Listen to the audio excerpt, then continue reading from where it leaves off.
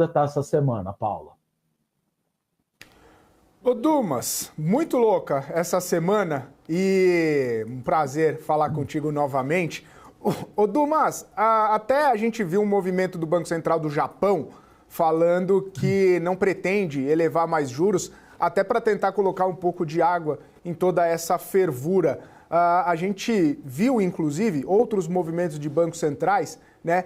O Banco Central brasileiro, por exemplo, falando, olha, se o cenário continuar ruim, eu posso elevar juros. E basicamente o que me pareceu foi que os bancos centrais eles estão tentando dialogar com o mercado para não trazer tanta volatilidade ou para não trazer tanta especulação. Os bancos centrais, e aí eu gostaria de ouvir a sua opinião, eles têm esse papel também de não permitir a volatilidade ou a tecnicidade deles não permitiria que fossem tão sujeitos assim ou suscetíveis aos desejos ou até mesmo às movimentações do mercado financeiro?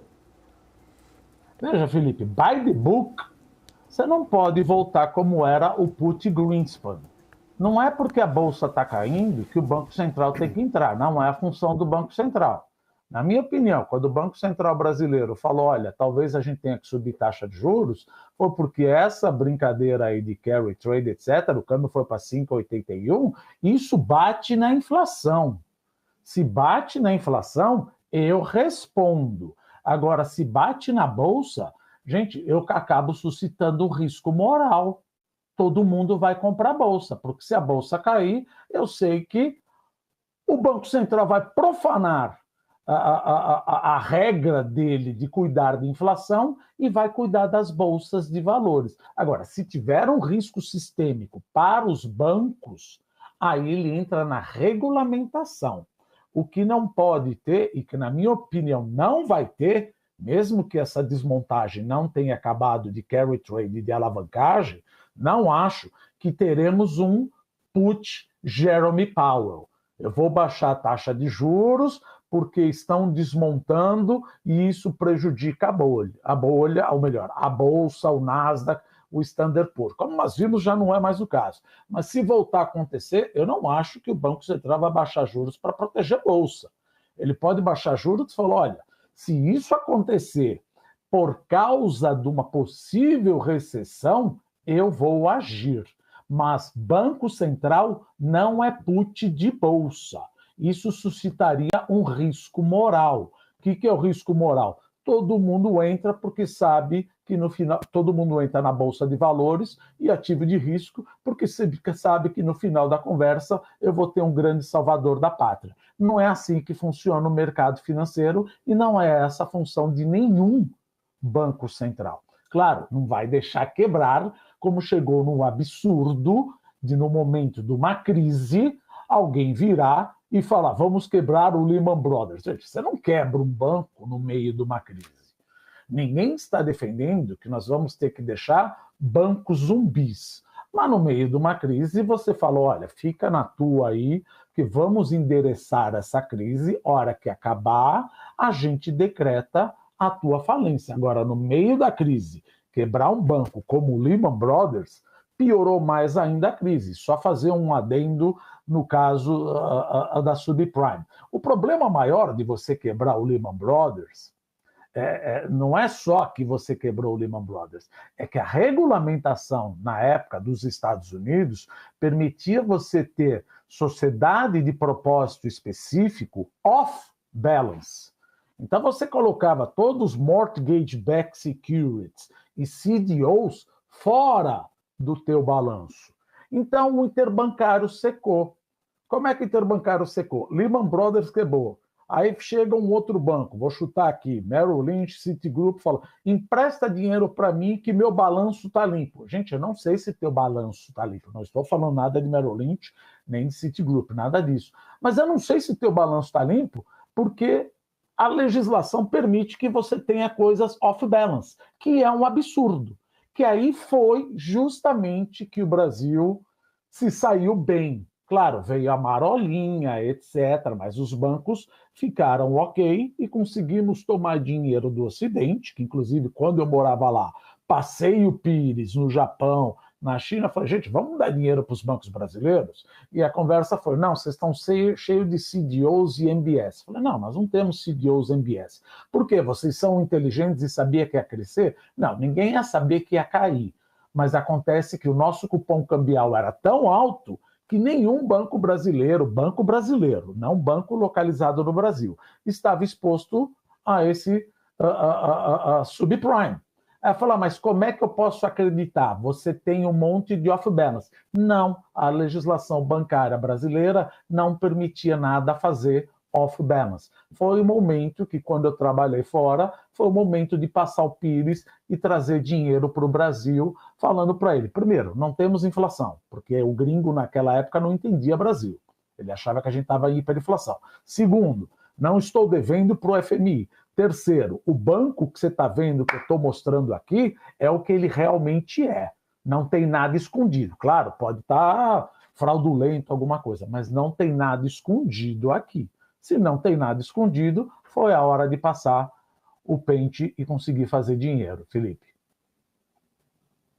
Dumas, só para contextualizar e também trazer um pouco da sua opinião, e você estava falando no livro, né, by the book, o Banco Central não deveria se preocupar e não deveria ter essa ação ou reação em relação ao mercado, mas sim na conjuntura. Isso ficou muito claro na ata unânime da decisão do Banco Central de manutenção de juros e até mesmo de elevação de juros. Com o cenário econômico, né, de crescimento, de menos desemprego, de uma inflação talvez desancorando ali, você vê espaço para o corte, para alta de juros na próxima ou nas próximas reuniões, seguindo o livro? Veja, na próxima reunião, eu acho que talvez não, mas o cenário, veja, a gente não pode chegar e tentar cobrir o santo. A ata do Banco Central foi clara. Gente, eu estou com problema fiscal. Nós estamos falando isso desde maio nas atas. Estou com problema fiscal. Estou com problema de mercado de trabalho aquecido. Está fechando o hiato do produto. Já aumentei a taxa de juro real neutra, que a gente vive falando aqui. Não é a taxa real que importa. É a taxa real de juro neutra menos mais a inflação, 10,5. O Banco Central subiu a taxa real de juro neutra para 4,75. Minha inflação 4, 10,5 para 8,75, eu estou com contracionismo de 1,25. Então é óbvio, aqueles caras que têm imunidade ao aprendizado, né? Eles falam, é a maior taxa real de juros. Gente, mas você precisa usar a regra de Taylor, pelo amor de Jeová, pelo amor de Deus. A regra de Taylor, que ajuda a determinar a taxa de juro real neutra, fala, se meu hiato do produto fechar, se a minha expectativa inflacionária aumentar, e se a minha inflação está cada vez mais próxima ou maior do que a minha projeção, a taxa de juro real neutra, eu preciso de mais juro para trazer a inflação para a meta. Eu não sei aonde tem ideologia. Claro que todo mundo defende, fora Campos Neto, mas isso já passou do engraçadinho. São robôs que falam a mesma coisa e não entendem que é um colegiado de 9. Outro dia eu peguei, não, mas o Campos Neto tem voto de Minerva. Ora, não custa você entrar no bcb.gov.br e entender como é que funciona o mecanismo de definição de meta Selic. E outra, como a gente sempre fala, se o governo não está contente com a taxa de juros, para de brigar com o Banco Central, reúne o Conselho Monetário Nacional e fala que a meta da inflação vai para 5. Pronto. Aí a taxa de juros certamente vai cair. Ou melhor, vai para 7. Só que se for para 7, o Brasil, que é voltado para consumo, o que acontece? 70% da população ganha de 1 a 2 salários mínimos. Uma inflação maior de alimento, essas pessoas não comem. Essas pessoas não comem e elas são justamente a força motriz do meu crescimento econômico. Meu Deus do céu, voltamos a Dilma. Eu vou ter mais inflação e meu PIB cai. Olha só, parece que eu estou falando uma coisa de 1914. Foi 2015 e 2016. Então, chega uma hora que fala, gente, cansa explicar o óbvio. Como a gente sempre diz, né? Quando uma Eu não, né? O Milor Fernandes sempre falava, como uma ideia fica bem velhinha, ela vem se aposentar no Brasil. Do tipo, quanto menor a taxa de juros, mais eu cresço infinitamente. Afinal de contas, a gente tem que jogar todos os livros de economia fora e entrar numa economia petista ou de quem lacra na internet, na Paulista, queimando cabeça de Campos Neto, Felipe. Muito bom. Dumas, obrigado mais uma vez por estar aqui com a gente. Sempre muito bom poder ouvir suas análises e seus comentários aqui. Uma ótima semana para você. Até a próxima. Obrigado, gente. Um abraço a todos. Bom final de semana. Valeu, Roberto Dumas, economista, professor do INSPER, 11h47. Ele já suscitou